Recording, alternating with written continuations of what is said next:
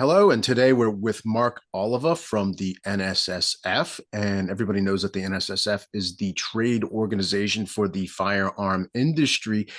Mark, good morning. How are you today? John, I'm doing really well. Thanks for having me on the show and let me talk about a few of these topics that we're going to cover today. It's we're coming off the tails of SHOT Show, so we're all taking a deep breath, trying to catch ourselves up a little bit and get moving forward on the next project. So Well, for the people that aren't really familiar with NSSF, who you are, what you yeah. do, you guys are a gun rights group, right? Yeah, it's interesting you asked that. We advocate for some of your rights, but it's in essence we're a trade association, just Okay. like any other trade association. You have trade associations for automakers. We represent all your firearm and ammunition manufacturers, distributors, the retailers, the ranges, and some endemic media, folks like yourself who concentrate on Second Amendment issues and on firearms and ammunition.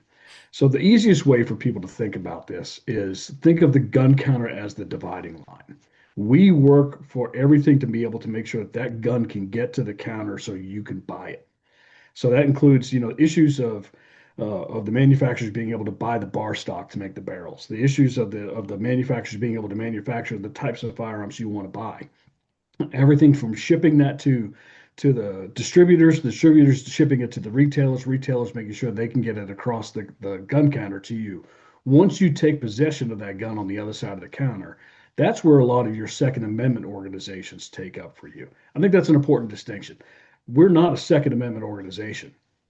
That said, we couldn't do what we do without the Second Amendment. So we are serious about our advocacy for it. We are always talking about the fact that this is a constitutionally protected industry. The Second Amendment protects the right for you to keep and bear arms.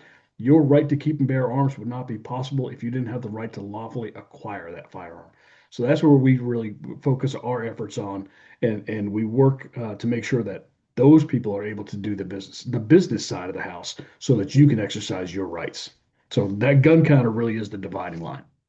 I like the way you explained that. That actually is like better than I could even come up with. So very good. And I know you and I were talking about this the other day. There's plenty of stuff going on right now that's keeping you busy in the way of like hardware bans that might be coming, may not be coming. And it Yeah, also, you guys are also involved in a pile of litigation as well yeah. that does support, obviously the industry, but in turn, the Second Amendment as well. So I think that distinction is important. One of the things that, you and I kind of chit chatted about a little bit too was, because people start shaking their fist at the sun and the ATF, like what's going on Yeah. with the ATF funding? Like, why do you want to fund the ATF? Yeah, so there's a lot of folks in the gun sphere, if you will, that want to see the ATF defunded and want to see it disbanded, and I understand those frustrations. But I also live and work in reality. The fact is that these laws are on the books. The Second Amendment is a regulated amendment. There are laws, the National Firearms Act, the Gun Control Act, the 1986 FOPA, most recently, some of the other ones that have happened here recently in Congress. But you also have state laws that regulate how we're able to exercise our Second Amendment rights. If you got rid of the ATF tomorrow, those laws would still be there, and there would be a federal agency that has to administer those laws. The executive branch is required to administrate those laws, to execute those laws. So, this is the agency that we have to work with. And it's one of those questions that some people have that, would you want to get rid of it? Well, if you got rid of the ATF and you completely defunded and disbanded them, who would take over? Would we want the FBI to do that? That's really not the FBI's role. Would you want the DEA? And that had been one of the suggestions put forth by this administration. And that really is probably not the right agency to be taking up regulations of firearms. I don't want every federal law enforcement officer in the drug enforcement agency to be looking at us and saying that we have a gun dealer or we have a drug dealer behind every gun counter, right? That's not it. So you kind of want to deal with the devil and the ATF is the devil we know. So these are the folks that are working with us to make sure that we can be able to bring these firearms and ammunition to market. It's a long-standing history with them. But when it comes down to questions about funding the ATF, and we've taken some shots from even some of the Second Amendment organizations as to why we stand up for that. And this is why, because if you we want to make sure, especially parts of the ATF like the NFA branch, if you got rid of all the funding for NFA branch, well, you would have a really difficult time for you to be able to buy your suppressors, which is a really popular thing right now. I think our reports that we put out that we got from ATF in January is that suppressor or Form 4 background checks are up 121% over what they were a year ago. We know that ATF is being flooded right now because people are wanting to buy the suppressors because there is the tax on the suppressor has been reduced to zero. Something that we work toward. We still want to see the suppressors come off of the NFA. We support the Hearing Protection Act, which would move regulation of suppressors from the National Firearms Act to the Gun Control Act. So you'd be able to buy a suppressor the same way you buy a gun. You'd fill out that form 4473 and you could walk out the same day with it. You wouldn't have to do any extra background checks, fingerprints, notification of chief law enforcement officer, all the others. But this is why we want to make sure that the ATF is funded. They're still working off of dial-up kind of systems. We want to make sure that their electronic hardware and the software is all updated so we can do things in real time in the 21st century, like you and I are trying to do our daily business. We shouldn't be trying to do things up, dial up AOL style, try and get these done. And that's Right. kind of what the ATF is still working with because funding has been limited. That's why we advocate for funding for ATF. We want to make sure that the industry is still able to operate. Again, these laws will still exist. So there's still going to be regulation of the industry. But if you take away the funding, then that means we're going to have a difficult time being able to make sure that firearms are able to be shipped out of those manufacturing plants and to the stores for you to get them. Suppressors are not going to be able to get out to the customers if we can't get those forms approved by ATF. So we want to make sure that that is going to continue to roll. That's why we advocate for some of the funding that we do. I just wanted to clear that up, because I do keep my ear to the rail and I, listen in and I lurk. And, there's a lot of nuance to this. We have this rubric, and if we're going to function, it needs to have the correct grease for it to move. So Yeah, I appreciate the insight on that. So the actual reason why you and I were talking in the first place was because SHOT Show just ended. It was about yeah. 2.5, 3 weeks ago now. I can't really keep track, but you guys just came off the heels of the 2026 SHOT Show. Let's talk about it. How was it this year? It was busy. So it was 53,000 of our best friends under one roof, or should you say, really two roofs, because we're at the Venetian Expo, and of course, we're across the bridge over there to Caesar's Forum. So 53,000 people over 13 miles of walking space to get to everywhere you want to see. I tell people who are coming to the show for their first time, you know, wear comfortable shoes, have a plan to see the things that you want to see because you're not going to be able to see everything. Lots of hand sanitizer and bring lots of business cards because you're going to bump into all sorts of people. For our side of it, it was for where I work and supporting the government relations team. It was a really busy show. We had the White House counsel out there, David Warrington. We had the Deputy Attorney General of the United States out there, Todd Blanche. We had Assistant Attorney General Harmeet Dillon come out. We had Secretary Collins come out from the VA to talk about the issues of veteran suicide and preventing suicide by firearm. We had seven governors come out, or yeah, seven governors and eight state attorneys general. Of course, we've been putting on these forums for the governors and the attorneys general to be able to talk about the issues that are important to their states and the legal landscape. So we can better explain what's happening and who we're working with to make sure that we can try and push through some of these issues that we've had. We're still fighting through some of the things that we've had to work against that were put onto us by the Biden administration, and some of those lawsuits are continuing to go, as well as fighting some of the things that we're seeing pop up in the states that are not Second Amendment friendly. So we have a lot of work to do, and we have a lot in front of us, but we have really good allies on this, and that includes those governors and those attorneys general. And for this year especially, to be able to have folks come out from the administration and be able to talk about it. David Warrington was able to give a message, from the president about his support for Second Amendment issues and his support for the industry and how he wants to keep that going. And I think that that's indicative when you have folks from the administration taking time to come out to the show, spend their time at the show, and be able to talk about these issues to those audiences of hey, we're on the right track. We have a lot of things that we have to clean up, and we have a lot of things that we have to work on. But we've got folks, in those positions that want to help us do that, and they're working toward it. It's not going to be overnight. We know that. This is always a push. Sometimes it's pushing that rock up the hill. Sometimes that rock has been falling back down over you, like we experienced under the last administration. But we're trying to get things done, and we expect that there's going to be more things that we're going to be able to announce that we expect the administration is going to be doing here in the coming months. Well, I think that whole entire slate of people that you listed off shows the amount of progress. If we were to turn back the clock, I think it was like must have been 2023. What did we have? We had Steve Dettelbach speaking on behalf of the government, Yep.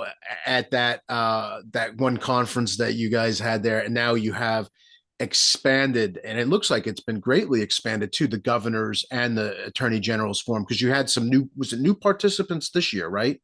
Yeah, we've had it's interesting. It's we have one of those. We're blessed by good things, right? Because governors serve 4-year terms, and many of them will serve subsequent terms. We've had many of the same governors come out, but I think everyone loves seeing Governor Gianforte come out from Montana. He is pretty vocal about where he's at on protecting the Second Amendment in his state, and we love having him out there. And the reality is that we've had governors coming to SHOT Show for years, for many years, and we kind of stepped back from that. We realized that we had these governors coming out here because what they were doing was trying to talk to business owners about thinking about moving to their states. Right. And we've seen this happen over the past several years. We've seen some states be very aggressive. Montana is one of those. Wyoming is another. Mississippi. Tennessee, Mississippi, Mm-hmm. Georgia.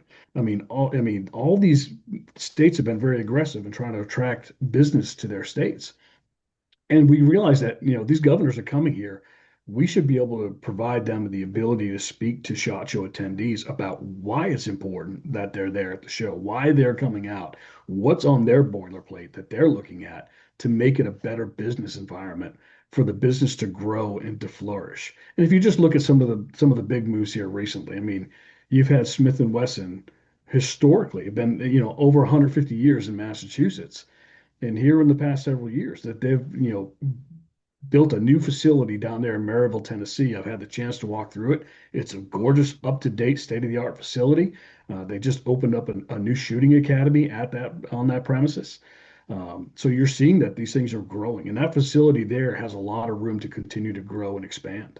And that was born out of necessity. That was the decision that the CEO Mark Smith talked about when they made it. He said he didn't want to have to make this decision, Right. but for the future of his business and the growth of that business, he had to make sure that they were going to have an environment where they were still going to be able to produce the firearms that you and I want to buy.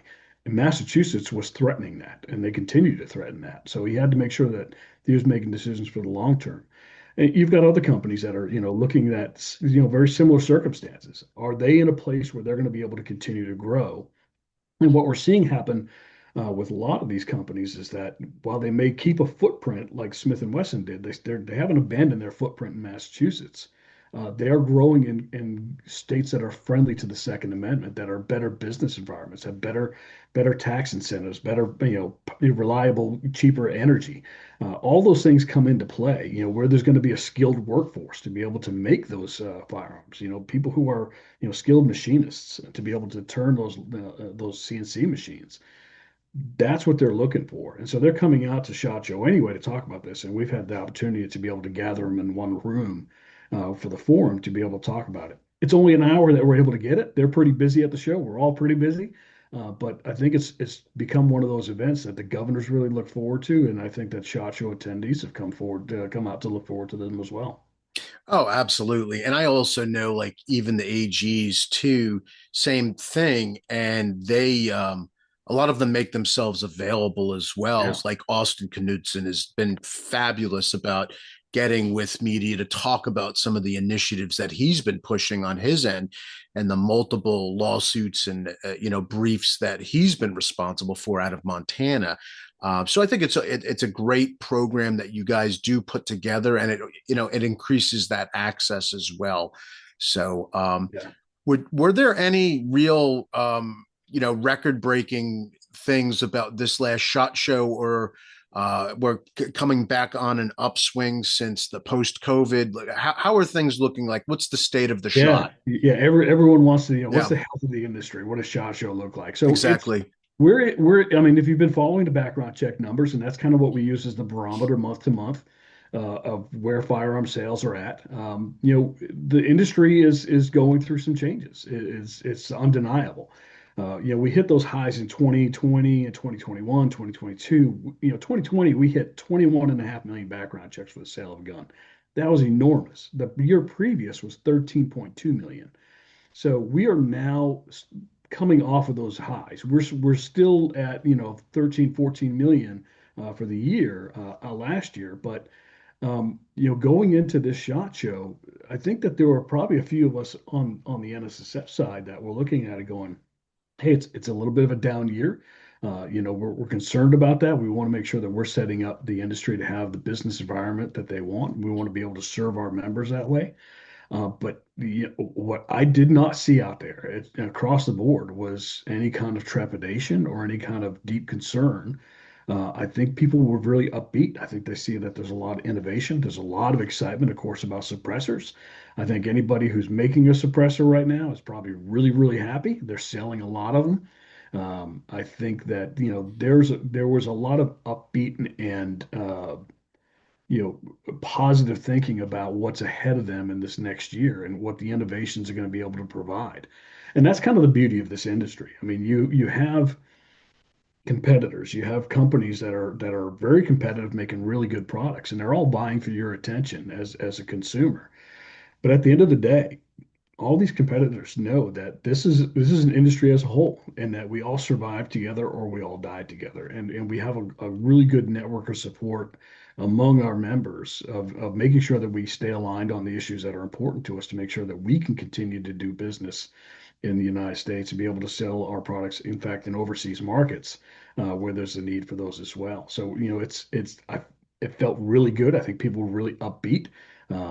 Attendance at the show was up. We know that Las Vegas is not an inexpensive place to be, and there are a lot of concerns about the money that people have to spend to be able to display there. But we sold out the show. Every square inch that we could possibly put somebody, we did. Supplier showcase is continuing to grow, which is all the stuff that people maybe not think about when it comes to the gun world. These are the people that are making the springs or making the, machining the small parts or maybe providing the plastics that are going onto your guns. They're supplying those to the makers. So that continues to grow, and that's a big part of it. The new products that are coming out, the people who have been waiting for years to get into SHOT Show because of us being able to expand into Caesar's Forum has been really beneficial that now we have that extra space and they can start the show. And so I think we're hopeful. We're looking forward to it. We realize where the market is at. There's going to be ebbs and flows. That's just the way this market goes, and it's not unique to this industry. Every industry goes through ebbs and flows of this, and we're watching that right now. And I think that there's prime opportunity for really good gun makers out there to be able to put their product out there in front of the market and see growth in the year ahead. And I think there's a lot of hope for that happening. Oh yeah, no, I think it's things are trending in a pretty positive direction, even if we're dealing with the so-called Trump slump and everything else that people want to paint it. Like you said, the industry is just getting back to pre-boom numbers. So like it's almost like back to normal, a normal high. So we're still high. Mark, is there anything else going on with NSSF? Anything that we didn't talk about? Anything outside of shot or that you have happening that you want to just discuss or tease to people so that they can understand a little bit more what their trade organization is doing for them? I think if folks who are just trying to figure out what we do for the industry, they can always go onto the NSSF website and they can see the upcoming events that we put on throughout the year. It's not just SHOT Show that we're doing. Of course, that's kind of a landmark event. It's kind of a big family reunion for everyone to get out and see everyone once a year. But we also have several summits throughout the year. We have the Range and Retailer Expo. We have the Marketing and Leadership Summit, which is a pretty popular event. I think that's going in South Carolina this year in May. We have other seminars along the way to make sure that we're doing those things to be able to help those business owners be able to grow and be able to take opportunity of what they have. Programs like we have, like First Shots, continue to be a popular program to help ranges and retailers to be able to introduce people to the shooting sports who maybe want to come in and just haven't had the opportunity to do it. They're maybe a little scared of it, so we provide them the tools to be able to set up a day to bring people into the range and get them introduced to the shooting sports. We continue to work on some of these programs that are on my side of the house. We have them under an umbrella called NSSF's Real Solutions, Safer Communities. Those are all our safety programs, our fixed NICS effort to make sure that the background check system works the way it is supposed to. Our don't lie for the other guy. We continue to work in partnership with the ATF to make sure that people aren't straw purchasing guns, and make the public aware that this is a punishable felony, that you could face up to 15 years in prison and a $250,000 fine, if you want to lie on that background check form. Our Operation Secure Store, we're working with retailers to make sure that they can harden their facilities and improve security in a layered manner that's going to be practical and responsible for them. Suicide prevention is a huge issue, and I think anybody who thinks that it isn't is probably ignoring the reality. We know that over half the suicides that are committed every year are done with a firearm, and we want to be a part of that solution. That's why we partnered with the American Foundation for Suicide Prevention to have a toolkit, to have that brave conversation as we talk about, to give people the tools that they need if they recognize somebody that they love or they know is going through a rough time, to be able to initiate that conversation and point those people toward the resources that we have. We know we're not the suicide and prevention experts. That's why we partnered with those people who are, to be able to give those toolkits and those resources to those people to be able to stop a suicide before it happens. I think a lot of us have stories like that. I've got my own where I've had the chance to honestly intervene in a close friend's life when he was at a low point, and he was possibly contemplating suicide. And it was one of those things like, hey, you should knock on the door in the middle of the night, and you're like, hey, I'm not going home. And the first question I got for you is, where are the guns? Let's get those locked up, secured away, and then we're going to get you into the help that you need to be able to get your mind straight and get your heart straight again. And once he had that all set, and he was back on a better track, and you would be able to get those firearms back to him. But knowing that you're able to put time and distance between an irreversible decision is going to save lives, and we're dedicated to that mission. That's why we're very honored to have Secretary Collins come out this year and talk about it and what it means to him at the VA. That partnership with American Foundation for Suicide Prevention has expanded out to include the Department of Veterans Affairs and also include the Department of Defense to reach those veterans, because we know that this is a community, and this is very important to me as a veteran, that is disproportionately affected by suicide, and we want to make sure that we're doing everything we can to prevent that tragedy from happening. Well, Mark, this is perfect. And I know you guys are doing tremendous things over there. NSSF.org, is that the URL where we're going to Yeah, send people to? yeah, And NSSF.org is where you're going to be able to find all the things that we do for you as a member. You want to get to that marketing and leadership summit, learn what you can be doing to be able to set your business up for a little bit more success, to be able to grow yourself. Those are the resources. You can find all the things that we have upcoming in the year ahead. For those people who talk about SHOT Show and then get excited for it, I want you to stay excited, but I'm telling you, the planning has already begun for next year's show. I I'll was be going to honest, ask, I was going to ask, the how's it planning for looking? 2027 Okay, started before 2026 even closed out. So, perfect.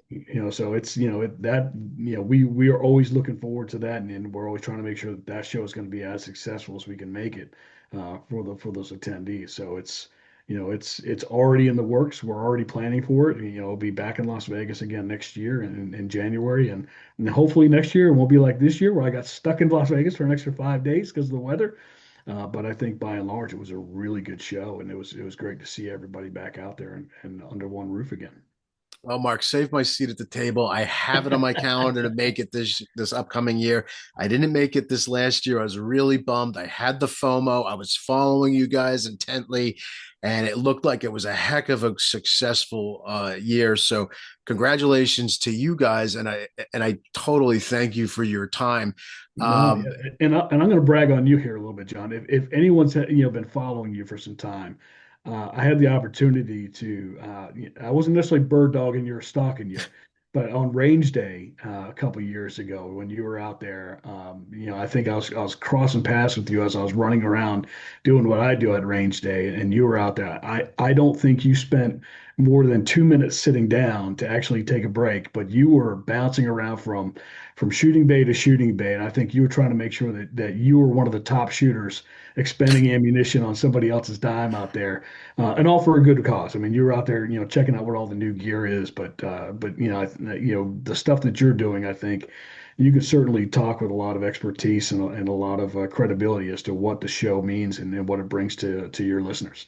Well, I definitely like to keep the ammunition companies in business. So I'm just doing what I could do. It all starts with you. Everyone can make a difference. So buy ammunition, get to the range, be safe, and get out there. Mark, thank you so much. I appreciate you, and have a fantastic rest of your day, sir. You too, John. I appreciate you. Thanks for having me on.